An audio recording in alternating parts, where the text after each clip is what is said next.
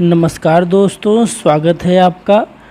आज हम आपको इस वीडियो में हिंदी के कट ऑफ के बारे में बताने वाले हैं कि हिंदी की कट ऑफ कितनी जा सकती है। हिंदी की कट ऑफ हम आपको दो तरीके से बताने वाले हैं कि एक, अगर हमारे पास 1504 सीटें होती है तब कट ऑफ कितनी जा सकती है। दूसरी, अगर हमारी सीटों की संख्या बढ़कर 4500 हो जाती है तब हिंदी की कट ऑफ कितनी जा सकती है। सबसे पहला फैक्टर डिपेंड करता है रिजल्ट का, कि इस बीच में कौन कौन से रिजल्ट आए हुए हैं। जैसे टीजीटी पीजीटी की वैकेंसी पूरी हो चुकी है और इस तरह से कई सारी वैकेंसियाँ पूरी हो चुकी हैं, लेकिन हिंदी की कट ऑफ में सबसे ज़्यादा मैटर करेगा टीजीटी पीजीटी की वैकेंसी। ठीक है, इसलिए ये फैक्टर जो होता है सबसे बड़ा काउंट होता है इसमें। इसके अलावा कितने कैंडिडेट हिंदी में पास हुए हैं इस पर डिपेंड करेगा, और दूसरा डिपेंड करेगा कि सीटों की संख्या कितनी आएगी हिंदी में। हिंदी में जितनी ज़्यादा सीटें आएंगी उतना अच्छा रहेगा, वरना बहुत मुश्किल होने वाली है। ठीक है, तो चलिए सबसे पहले हम देख लेते हैं कि कौन कौन से रिजल्ट इस बीच में आए हुए हैं। देखिए, इस बीच में तो टीजीटी का रिजल्ट, पीजीटी का रिजल्ट, इन सब का रिजल्ट आया हुआ है। DSSB, lower PCS, junior assistant, UPPCL, JE assistant professor और हाईकोर्ट आरओ। इसके अलावा कई सारी वैकेंसियाँ हैं जिनके रिजल्ट आ चुके हैं, नियुक्तियाँ मिल चुकी हैं, और ये पोस्ट भी एडेड जूनियर की पोस्ट अच्छी है, इसलिए लोग यहाँ पर चले जाएंगे। लेकिन हिंदी की कट ऑफ में सबसे ज़्यादा मैटर करेगा टीजीटी, पीजीटी और डीएसएसबी। इन तीनों में जो भी बंदे गए होंगे वो पढ़ने में बहुत अच्छे होंगे, और हिंदी केवल सब्जेक्ट जूनियर में भी पूछा गया था और यहाँ पर भी केवल टीजीटी पीजीटी में भी केवल हिंदी ही पूछी जाती है, इसलिए वो लोग जूनियर में भी अच्छे नंबर गेन किए होंगे और टीजीटी पीजीटी में गेन किए होंगे। तो जो टीजीटी पीजीटी के कैंडिडेट होंगे वो बहुत बड़े फैक्टर साबित होते हैं हिंदी के कट ऑफ डिसाइड करने में। ठीक है, इसके अलावा जो दूसरा फैक्टर होता है वो होता है पास्ट कैंडिडेट का। टोटल 2,71,066 कैंडिडेट अपीयर हुए थे, जिसमें से 45,257 कैंडिडेट पास हुए थे। तो हमारे पास टोटल 5 सब्जेक्ट हैं, Hindi, Sanskrit, English, math and science और एसएसटी का। ठीक है, अगर हम सबका बराबर मान के चलें, टोटल कितने कैंडिडेट पास होंगे हर सब्जेक्ट में? लगभग 9,000 टोटल हर सब्जेक्ट में पास होंगे। लेकिन जितना सुनने में आया है कि हिंदी का सब पेपर जो था वो बहुत ही आसान था, काफ़ी लोग काफ़ी अच्छे नंबर गेन किए। तो यहाँ पर हम मान के चलते हैं कि हिंदी में 10 से 12,000 कैंडिडेट पास हुए होंगे। हम ये मिनिमम मान के चल रहे हैं, इससे ज़्यादा भी हो सकते हैं, लेकिन हमारा कट ऑफ इसके ऊपर आधारित होगा। ठीक है, इसके अलावा इसमें से जो टीजीटी के कैंडिडेट और पीजीटी के कैंडिडेट लगभग वो हैं 2300। ठीक है, 2300 है तो मोटा लगभग 2000 मान के चलते हैं। ठीक है, हमारे कैलकुलेशन में आसानी हो जाएगी। तो हमारी जो फाइट बचेगी वो लगभग 8000 से 10,000 बच्चों के बीच में फाइट बचेगी। ठीक है, जिनमें हमें एक रैंक लेकर के आनी है, जो हमारी हिंदी की सीट्स आएगी। इसी के आधार पर जो हमारा गुणांक डिसाइड होगा। ठीक है, इसके अलावा जो तीसरा फैक्टर निकल के आता है वो होती है सीटों की संख्या। ठीक, सीटों की संख्या जितनी ज़्यादा रहेगी कट ऑफ उतनी कम जाएगी, और सीटों की संख्या जितनी कम रहेगी कट ऑफ उतनी ज़्यादा जाएगी। तो इस वक्त हमारे पास टोटल 1504 सीटें हैं। हम 1500 लेकर के चलते हैं, कैलकुलेशन के लिए आसानी रहेगी। ठीक है, 1500 हम मान के चलते हैं, हर सब्जेक्ट को हम बराबर सीटें दे देते हैं, तो हिंदी के लिए टोटल 300 सीटें आती हैं। ठीक है, ये 300 सीटें हिंदी के लिए मैक्सिमम सीटों की बात कर रहे हैं हम, क्योंकि हिंदी की वैकेंसियाँ जब मैनेजमेंट के थ्रू भरी जाती थी तब जो भाषा के पद होते थे वो ज़्यादा भरे जाते थे, इसलिए हिंदी के पद जहाँ तक है वो भरे भी होंगे और अभी कोई रिटायर भी नहीं होने वाला है। ठीक है, तो हिंदी की हम मैक्सिमम 300 मान सकते हैं। जनरल की कितनी सीटें होती है? 40% होती हैं, लगभग 40.5% होती हैं जनरल की सीटें। तो जनरल की सीट निकल के आती है 121 सीट निकल के आती है। ठीक है, अब अगर हम मान लेते हैं कि सीटों की संख्या बढ़ जाती है, सीटों की संख्या 45 हो जाती है, तब हिंदी की सीटें कितनी आएंगी? तब हम इसमें मानेंगे कि सबको हम बराबर अगर बांटेंगे तो लैंग्वेज की टोटल सीट आएगी 1500। ठीक है, मान लो लैंग्वेज को 1500 मिल गई, एसएसटी को 1500 और मैथ एंड साइंस को 1500 मिल गई। लैंग्वेज इसलिए लेके चल रहे क्योंकि हिंदी को अगर बराबर सब में बांटे तो सब में कितना आएगा? 900 सीटें आएंगी, 5 से डिवाइड करेंगे तो। लेकिन सब में 900 नहीं आने वाली, इसलिए हम इस वक्त जब सीटें बढ़ा दे रहे हैं, 4500 कर दे रहे हैं, तो हम लैंग्वेज की लेके चल रहे हैं 1500। इस 1500 में हम कम ज़्यादा कर देते हैं। अगर 1500 में हम हिंदी की मान लेते हैं या तो 600 आ सकती है, और ज़्यादा मान लेते हैं 800 आ सकती है। ठीक, ये दोनों हम क्राइटेरिया लेके चलेंगे। तो 600 में जो जनरल की सीट आएगी वो लगभग आएगी 240 सीट, और 800 में जो जनरल की सीट आएगी वो आएगी 320 सीट। ठीक है, ये हमारी सीटों की संख्या के आधार पर ये हो गया कि जनरल की कितनी सीटें हैं। अगर 1500 हैं हमारी और अगर 4500 होती हैं तो कितनी जनरल की सीटें आती हैं हिंदी का सब्जेक्ट लेकर के। ठीक है, अब इन्हीं दोनों के आधार पर, सीटों की संख्या के आधार पर हम अपना फाइनल कट ऑफ जो है वो निकालेंगे। ठीक है, इन्हीं सीटों की संख्या पर हमारा फाइनल कट ऑफ डिपेंड करेगा। सीटों की संख्या जितनी कम होगी कट ऑफ उतना ज़्यादा जाएगा, और सीटों की संख्या जितनी ज़्यादा होगी कट ऑफ उतना कम जाएगा। इसलिए सीटों की संख्या को बढ़वाना बहुत ही ज़रूरी है अगर हिंदी वालों को सिलेक्शन लेना है तो। ठीक है, तो जो हम आपको फाइनल कट ऑफ बताने वाले हैं वो टेलीग्राम ग्रुप के सर्वे के आधार पर बताने वाले हैं।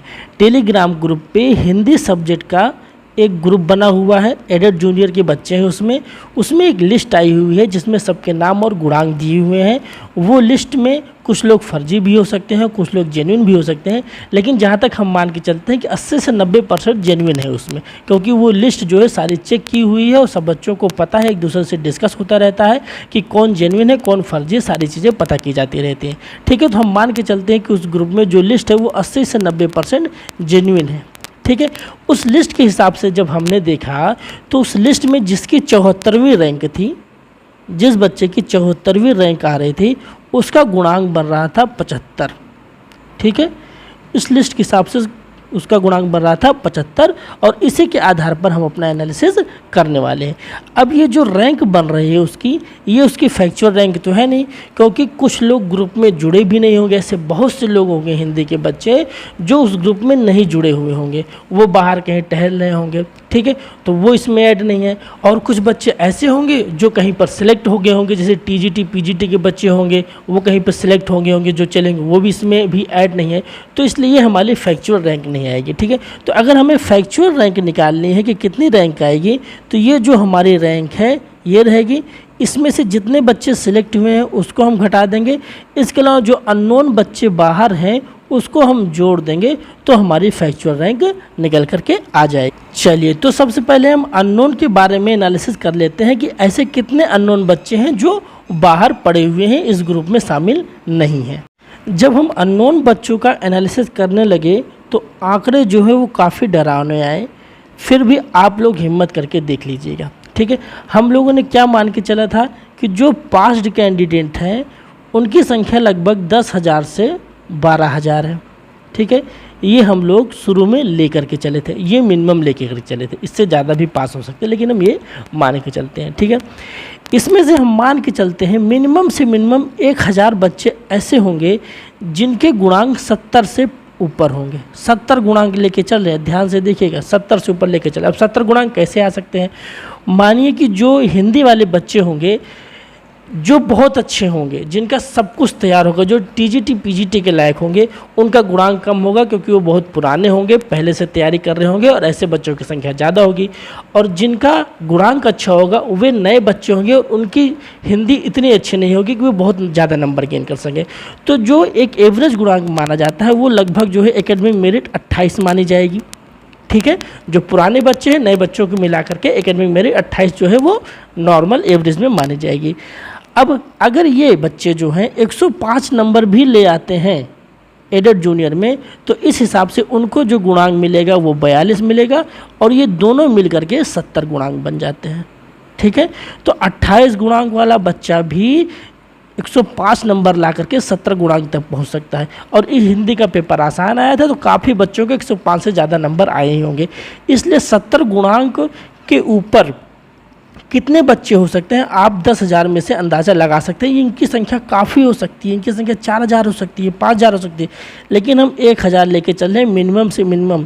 इसीलिए हमने आपको शुरू में भी बताया कि लास्ट में जो कट ऑफ निकल करके आएगी वो ये बताएगी कि इसके नीचे वालों का बहुत ही मुश्किल है, लेकिन ये नहीं बताएगी कि इसके ऊपर वाले सेफ ही हैं। इसके ऊपर वालों का कुछ भी हो सकता है क्योंकि ये चीज़ें यहाँ से बढ़ सकती हैं, इनकी संख्या बढ़ सकती है। ठीक है, अब यहाँ पर ये निकल हम मान के चलते हैं कि 1,000 बच्चे जो होंगे वो 70 गुणांक के ऊपर होंगे, लेकिन हमने तो जो अपनी रैंकिंग निकाली है वो 75 गुणांक पे निकाली है, तो इसको हम 75 गुणांक पे लाते हैं।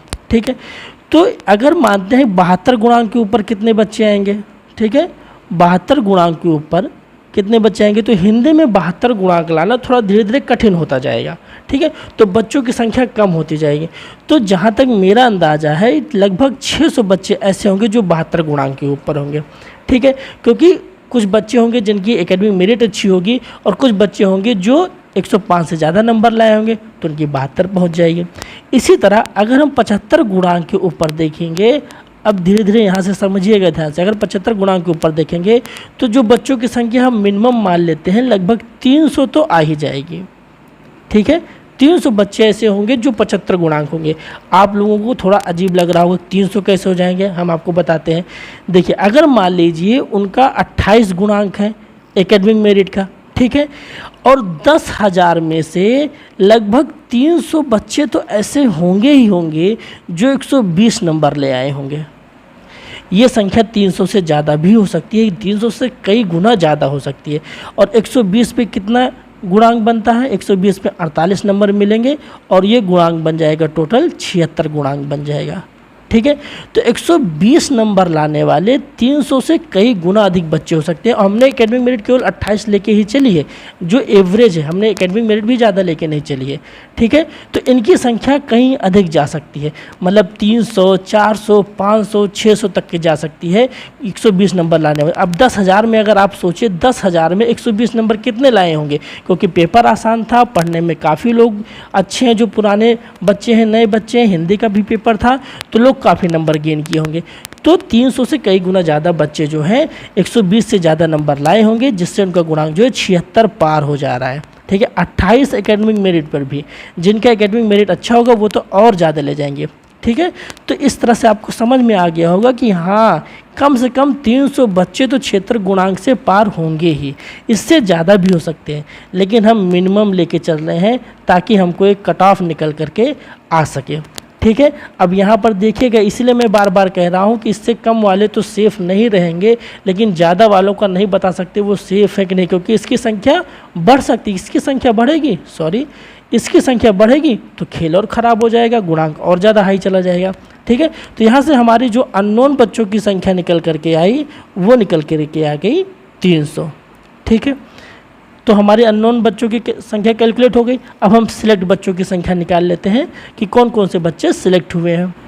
तो अगर सिलेक्ट होने वाले बच्चों की संख्या की बात करें तो हम जो है सबसे ज़्यादा प्रेफर करेंगे टीजीटी और पीजीटी के बच्चों की संख्या, क्योंकि डीएसएसबी का पेपर थोड़ा हार्ड आता है, वहाँ पे बहुत कम ही लोग जा पाते हैं। ठीक है, तो टीजीटी पीजीटी के जो बच्चों की संख्या हिंदी में वो लगभग टोटल 2300 सीटें थी। ये 2300 बच्चे जो थे प्योर हिंदी के थे, ये प्योर टीजीटी पीजीटी में जा चुके हैं और ये नियुक्ति पा करके नौकरी कर रहे हैं। लेकिन ये प्योर टीजीटी के थे, प्योर पीजीटी के, और प्योर हिंदी सब्जेक्ट आता है इनमें, और एडेड जूनियर में भी प्योर हिंदी सब्जेक्ट आया था। तो ये लगभग अधिकतर से अधिकतर बच्चे जो है एडेड जूनियर का पेपर दिए होंगे, लेकिन हम फिर भी कुछ कम मान लेते हैं नहीं दिए होंगे, लेकिन मिनिमम 1500 जो है वो पेपर तो दिए ही दिए होंगे। इन 1500 में मिनिमम लेके चलते हैं कि 1000 ही पास हुए होंगे। भाई हम मिनिमम लेके चल रहे हैं ना, पास तो 1500 हो सकते हैं, क्योंकि ये पढ़ने में अच्छे हैं और इनकी पढ़ाई भी अच्छी हुई है और सारे लोग पेपर भी दे सकते हैं। ठीक है, लेकिन हम 1000 मान के चलते हैं। तो हमने कितना घटा दिया यहाँ से, लगभग हमने 1300 बच्चों को नेगलेक्ट कर दिया। इन 1300 बच्चों में वे शामिल हो सकते हैं जो पेपर नहीं दिए, या वे शामिल हो सकते हैं जो पास नहीं हुए। ठीक है, हमने यहाँ पर 1300 बच्चों को छोड़ दिया, हम मिनिमम 1000 लेके चलते हैं पास हुए। ठीक है, इस 1000 में आप ये मानिएगा जो ये सिलेक्टेड वाले हैं ये टीजीटी पीजीटी में सिलेक्टेड बंदे हैं। ठीक है, ये टीजीटी पीजीटी में सिलेक्टेड बंदे हैं, ये 1000 पास। लेकिन जो टीजीटी पीजीटी में सिलेक्ट हुआ होगा इसका मतलब वे थोड़े पुराने बच्चे होंगे, उनका एकेडमिक मेरिट थोड़ा कम होगा और उनका जो गुणांक भी बन रहा होगा वो कम ही बन रहा होगा। लगभग हम ऐसे मान लेते हैं कि 500 बच्चे जो होंगे वो 70 से ऊपर होंगे। ठीक है, 500 बच्चे ही 70 से ऊपर होंगे। ठीक है, जो 1000 सेलेक्ट हुए हैं वो 500 बच्चे ही 70 गुणांक से ऊपर होंगे। अब इस 500 में हम निकाल लेते हैं कितने 75 से ऊपर होंगे। जहाँ तक मोटा मोटा मेरा हिसाब लगता है कि बहुत मुश्किल से 100 बच्चे ऐसे होंगे जो 75 गुणांक से ऊपर होंगे। ठीक है, क्योंकि 75 गुणांक लाने के लिए जो टीजीटी पीजीटी के बच्चे हैं वो उनको 120 नंबर तक लाना है और उनका इधर एकेडमिक मेरिट 28 है। ठीक है, तो बहुत कम बच्चे होंगे जो टीजीटी पीजीटी में सेलेक्ट भी हुए होंगे और वो इसमें भी पास हुए होंगे एडेड जूनियर में, और उनका जो है 75 गुणांक भी बन रहा होगा। ठीक है, ये संख्या बढ़ भी सकती है, पूरा एकदम से क्लियर अनुमान नहीं लगाया जा सकता, लेकिन बहुत ज़्यादा नहीं बढ़ेगी क्योंकि 75 गुणांक के ऊपर देख रहे हैं। ठीक है। तो जो हमारे सिलेक्टेड बच्चे हैं उनकी संख्या हमारी निकल के आती है 100, ठीक है। तो जो हमारी फैक्चुअल रैंक निकल करके आएगी उसमें हमारी जो रैंक बनी थी 75 गुणांक पे 74 माइनस सिलेक्टेड बच्चे कितने हो गए 100 प्लस अननोन बच्चे कितने हो गए 300 हमने ले लिए। तो जो हमारी रैंक निकल करके आई वो हो गई हमारी 274 रैंक हो गई, कितने गुणांक पर 75 गुणांक पर हमारी 274 रैंक बन गई फैक्चुअल रैंक। अब ये जो रैंक आई है ना मिनिमम नंबर लेकर के चले हैं, ये 300 की संख्या सबसे बड़ा फैक्टर है, ये हम सबसे मिनिमम लेकर के चले, इससे ज़्यादा कई लोग हो सकते हैं, ठीक है। तो ये रैंक और बढ़ जाएगी और ये गुणांक जो कट ऑफ है वो और बढ़ जाएगा, लेकिन हम इतने के आधार पर जो हमारा 75 गुणांक आया है इसी आधार पर हम जो है एनालिसिस करते हैं और इसी आधार पर अब हम आपको फाइनल कट ऑफ बताने वाले हैं, ठीक है। तो हमारे पास जो रैंक निकल करके आई वो 274 रैंक निकल करके आई, कितने गुणांक पर 75 गुणांक पर। तो जो हमारा फाइनल कट ऑफ बनेगा वो हम दो तरीके से बनाएंगे, एक 1500 सीटों पर, एक 4500 सीटों पर। तो हमने जब 1500 सीटें मान के चली थी तब हमारी जो हिंदी की सीटें थी वो हमने 300 निकाली थी हिंदी की सीटें, ठीक है। और उसमें से जो जनरल की सीट आ रही थी वो आ रही थी लगभग 121 सीट, ठीक। अब 121 सीट के हिसाब से हमें गुणांक का अंतर लगभग निकाल लेना है। तो यहाँ पर देखिए लगभग 153 बच्चों का अंतर आ रहा है, ठीक है। जब गुणांक में हम आगे बढ़ते हैं तो गुणांक के बीच जो डिफरेंस होता है वो ज़्यादा होता जाता है और बच्चों की संख्या कम आती जाती है, ठीक है। लेकिन यहाँ पर कुल 153 बच्चों को हमें एडजस्ट करना है, तो जिससे क्या होगा जो गुणांक का अंतर होगा वो ज़्यादा वेरी कर जाएगा, ठीक है। तो 153 बच्चों के हिसाब से अगर हम सोचेंगे तो ये गुणांक जो पहुँच जाएगा वो लगभग 78 से 79 पहुँच जाएगा, ठीक है। तो 300 बच्चों पर जो कट ऑफ बन सकता है वो 78 से 79 बन सकता है। ये कट ऑफ ये बताता है कि अगर इसके नीचे है तो आपकी संभावना कम है 300 सीटों पर, ठीक है। लेकिन ये नहीं बताता है कि 78 से 79 वाले सेफ़ हैं, क्योंकि वहाँ पर जो अननोन बच्चे हम लेकर चले थे, अननोन बच्चे 300 वाले, इनकी संख्या बढ़ गई तो ये रैंक और भी बढ़ सकती है 75 गुणांक पे, तब मुश्किल हो जाएगी। लेकिन हम लोग अपना एनालिसिस करते हैं 300 के आधार पर और हमारे पास सीटें जो होती है वो 121 आती है, तो 78 से 79 गुणांक जो है हमारी कट ऑफ जा सकती है 300 सीटों पर, ठीक है। अब हम 4500 सीटों पर निकाल लेते हैं। 4500 सीटों पर जो हमारी हिंदी की सीट हम माने थे, एक 600 माने थे, ठीक है, और दूसरी माने थे हम 800। तो 600 के हिसाब से जो जनरल की सीट आ रही थी, वो हो जा रही थी लगभग 240 और 800 के हिसाब से जनरल की सीट जो आ रही थी वो हो जा रही थी 320।